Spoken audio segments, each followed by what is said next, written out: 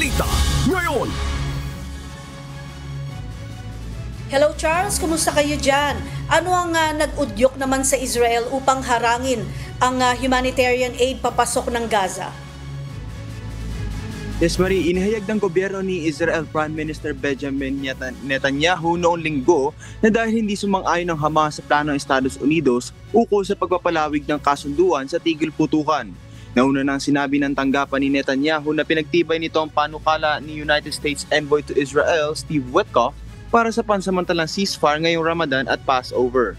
Hindi rin pumapayag ng panibagong ceasefire ang Israel nang hindi napapakawalan ang mga nalabing bihag ng Hamas.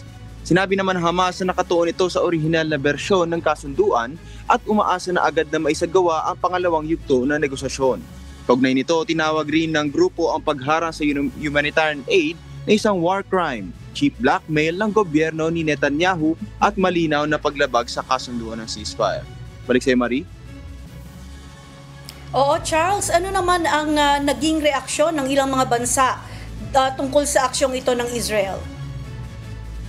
Yes, Marie, inakusahan ng Egyptian Foreign Ministry ang Israel ng paggamit ng gutom bilang isang sandata laban sa mga mamamayang Palestinian at kinundi na rin ng Qatar at Saudi Arabia ang desisyon na ito ni Netanyahu kung saan sinabi ng Jordan ang panganib at banta ng muling pagsiklab ng giyera. Balik sa'yo, Marie.